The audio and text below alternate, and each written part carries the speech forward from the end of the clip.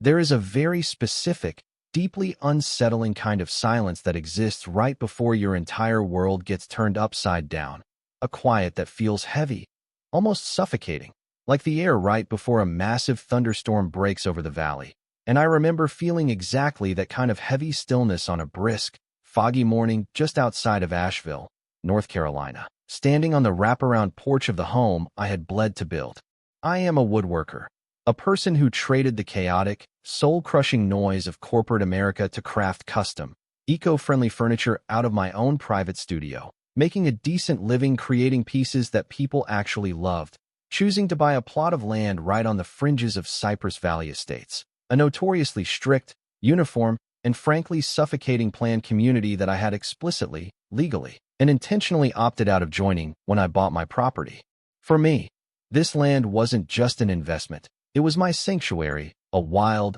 untamed patch of wildflowers, modern architecture, and a winding, serpentine gravel driveway that represented my absolute freedom, my independence, my little fortress against a world that constantly demands conformity. But as I stepped out that morning, inhaling the sharp, pine-scented mountain air, the peaceful illusion of my life shattered in an instant, my eyes locking onto an impossible, grotesque sight that made my blood run instantly cold. Parked dead center across my private driveway, idling with a deafening, rattling roar that shook the floorboards of my porch, was a colossal, 18-wheel tractor trailer, its massive chrome grille glinting maliciously in the early morning sun, completely blocking the only way in or out of my property. And if the sheer size of this mechanical beast wasn't enough to send my heart into my throat, there was a massive, violently red banner draped across the side of the trailer, its bold, aggressive letters screaming a demand that made absolutely no sense to me.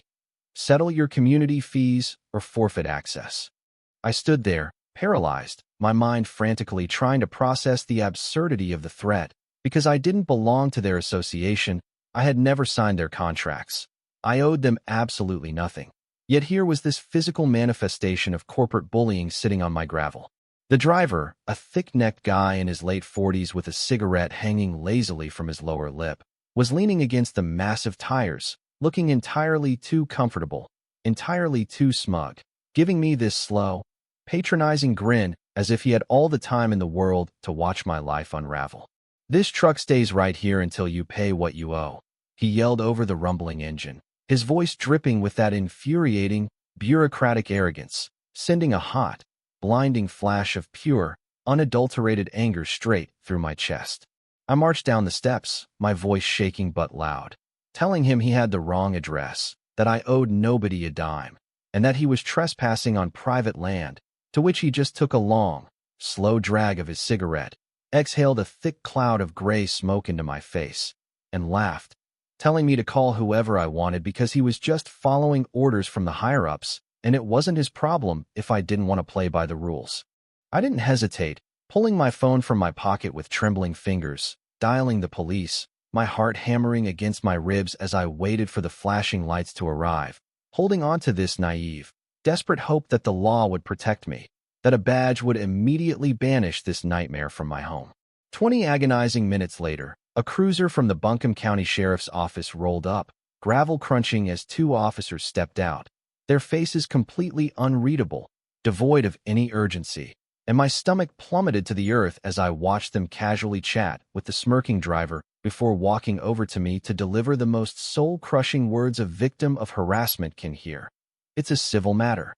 The officer, shrugging his shoulders with a terrifying indifference, explained that because the community claimed jurisdiction and there were no immediate traffic laws being broken on my private dirt, their hands were tied, leaving me standing there in the cold, completely abandoned by the system, told to sort out my own legal nightmare amicably, peacefully, while the driver actually gave me a mocking, two-finger salute as the cruiser drove away. I am not the kind of woman who rolls over. I have fought for every single thing I have in this life. So I stormed back into my house, the adrenaline making my hands shake so badly I could barely type, frantically searching property records, pulling deeds, verifying what I already knew. They had zero legal right to my land. When the authorities refuse to help you, you realize very quickly that you have to become your own savior. So I called the heaviest, most heavy-duty commercial towing company in the county, explaining the situation to a highly skeptical dispatcher who eventually agreed to send a rig out. Though even the tow truck operator, a burly guy covered in grease, hesitated when he saw the sheer size of the semi blocking my path. "Move it," I told him, my voice colder and harder than I ever knew it could be, standing my ground as the truck driver screamed, threatened lawsuits, and threw a complete tantrum while his massive rig was hooked up and dragged away, leaving behind nothing but the stench of diesel fuel and a beautiful, sweeping view of my reclaimed freedom. But victory, when you are fighting a ghost, is dangerously short-lived. That evening, as the sun dipped below the tree line and painted the sky in bruised shades of purple and black, I walked down my driveway to get the mail, only to stop dead in my tracks, my breath catching in my throat as I stared at a fresh, horrifying violation of my space. Where the truck had been, there was now a sprawling, jagged mountain of toxic construction debris, rusty rebar, chunks of shattered concrete, and twisted metal scrap, dumped violently across my property. But the detail that truly broke me, the detail that sent a cold spike of pure terror into my spine,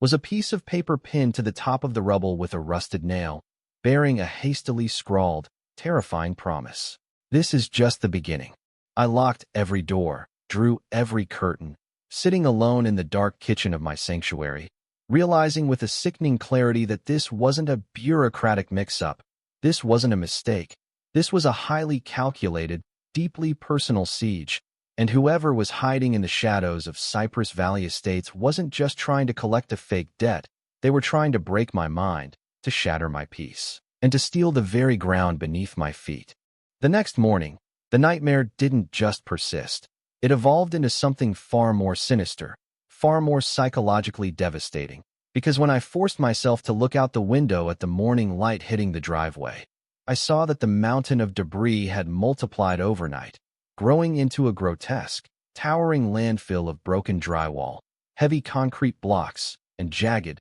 dangerous wires. But it was what lay scattered among the ruins that made my blood run completely cold. Carefully, cruelly mixed into the garbage were shattered, splintered pieces of unfinished oak and walnut, raw materials and half-completed furniture pieces that had been stolen directly from my locked studio, meaning these monsters had trespassed under the cover of darkness, creeping right up to the walls of where I sleep, taking the things I crafted with my own hands and destroying them just to send a message. This was psychological warfare, an intimate, invasive terror meant to show me that nowhere was safe, that my sanctuary was entirely vulnerable, prompting me to frantically call the towing company, then the local waste management, only to be trapped in a Kafkaesque nightmare of bureaucratic red tape, with dispatchers telling me they couldn't touch an active construction site without the manager's permission, treating me like a crazy person on my own property. Driven to the absolute edge of sanity,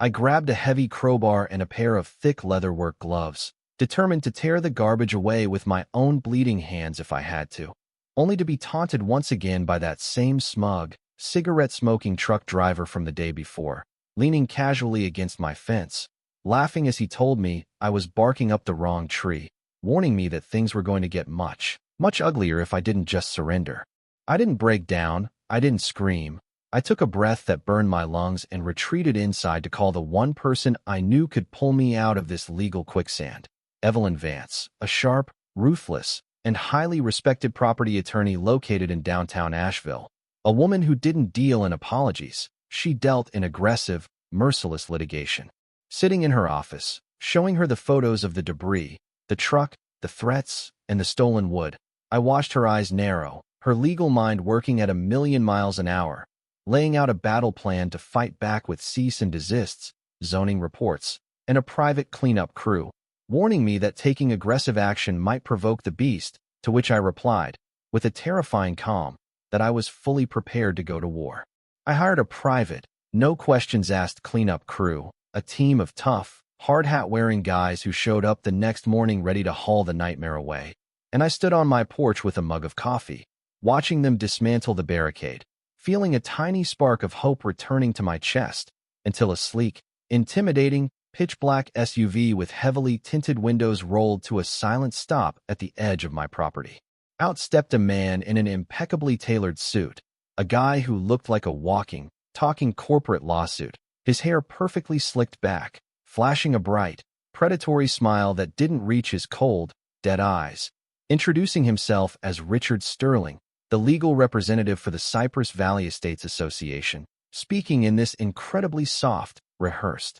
psychopathic tone as he tried to gaslight me into believing that my refusal to comply with their imaginary standards was the real problem. I told him to get off my land, my voice shaking with barely contained rage, but he just smiled that awful, chilling smile, taking a step closer, dropping his voice into a velvet threat, telling me that the association values harmony, that they have ways of enforcing compliance, and that a single signature in a check could make all my pain vanish, leaning in like a mob boss demanding protection money. But the universe has a funny way of shifting the balance of power, because right in the middle of his slick, intimidating speech, the foreman of my cleanup crew jogged over, looking intensely confused, interrupting to tell me they had found something strange buried deep beneath the pile of concrete and garbage. I pushed past Richard, marching over to the dirt, dropping to my knees to find thin, black, sophisticated cables snaking through the mud, deliberately and secretly trenched right into my property line, a hidden network of surveillance and monitoring equipment that these corporate sociopaths had buried on my land to track my movements and ensure my compliance.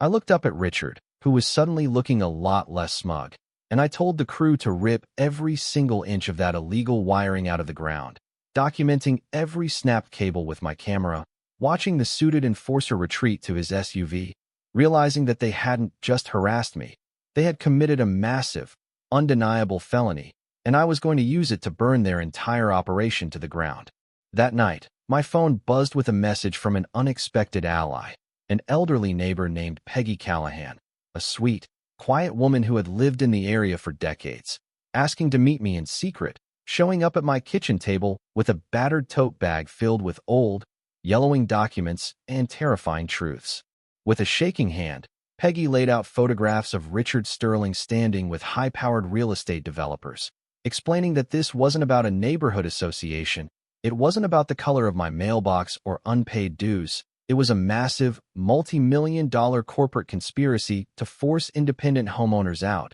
to steal our land for pennies on the dollar, and to bulldoze our homes to build a sprawling, soulless luxury townhome complex. She unfolded a massive, heavily marked zoning map that her late husband, a former city planner, had secretly copied before he passed away, pointing a trembling finger right at my property, circled in thick red ink, revealing the horrifying reality that my sanctuary was the critical anchor piece they needed to connect their acquired parcels, meaning they were never going to stop. They were going to escalate this terror until I broke. But looking at that map, surrounded by the evidence of their greed, I felt the last remnants of fear evaporate, replaced by a cold, searing, unbreakable resolve. When you back an animal into a corner, it either cowers or it bites, and the developers behind Cypress Valley Estates clearly expected me to be the prey, answering our mounting legal pushback with a terrifying, violent escalation, beginning with the shattering of glass in the dead of night as a heavy,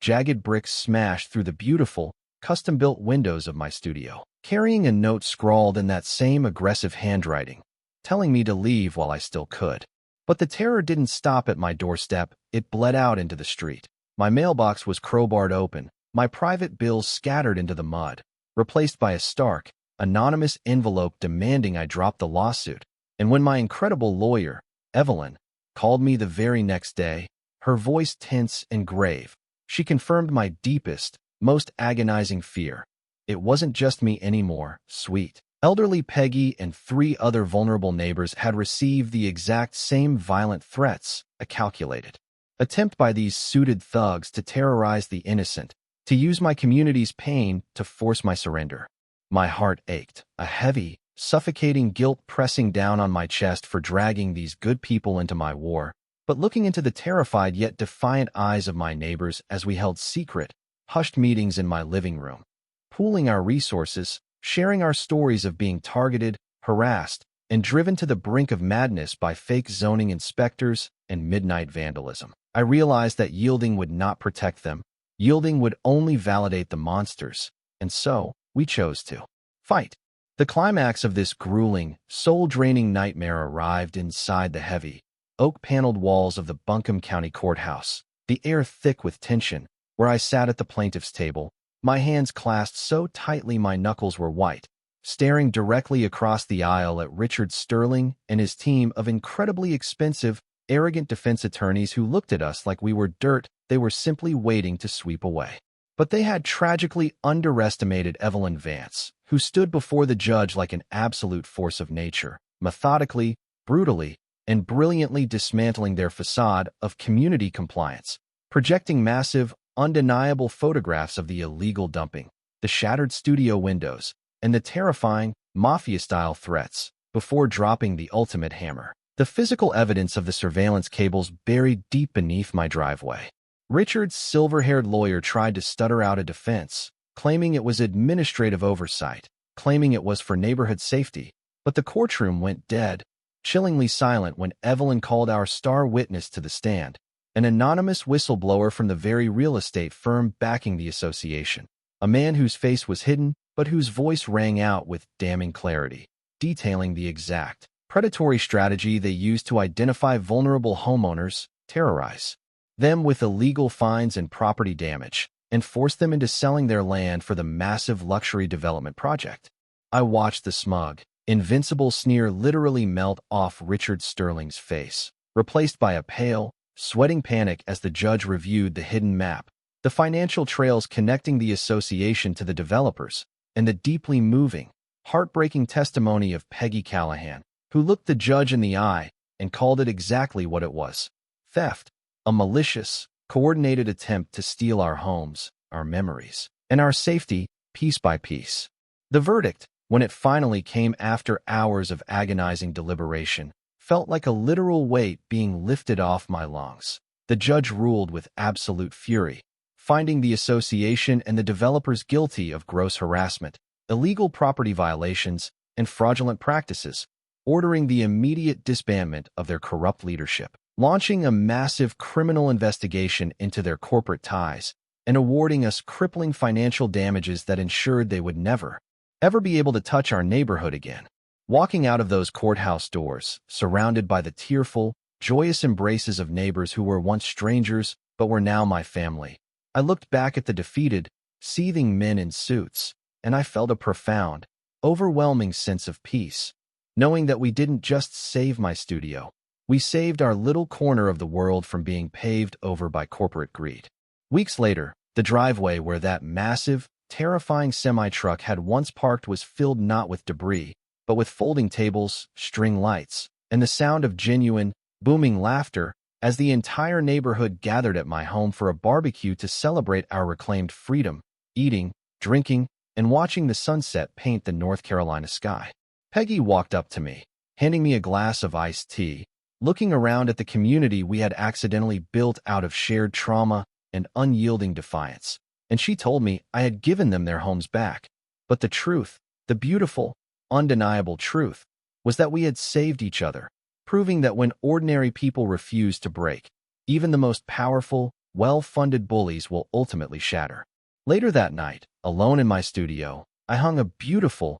custom-engraved wooden plaque sent anonymously to my door, reading, "In defense of home and community," a permanent reminder of the war we fought and won on this very soil. But as I stand here today, breathing in the scent of sawdust and freedom, looking out over the land that I bled to keep, it leaves me with a lingering, deeply unsettling question that I can't quite shake, and I want to ask all of you watching. In a world where massive corporations and wealthy developers can weaponize the very laws meant to protect us, burying their true intentions behind fake community associations and endless legal red tape, where do we draw the line between progress and predatory greed? And if the authorities turn their backs, telling you that the destruction of your sanctuary is simply a civil matter, how far are you morally allowed to go to protect the place you call home?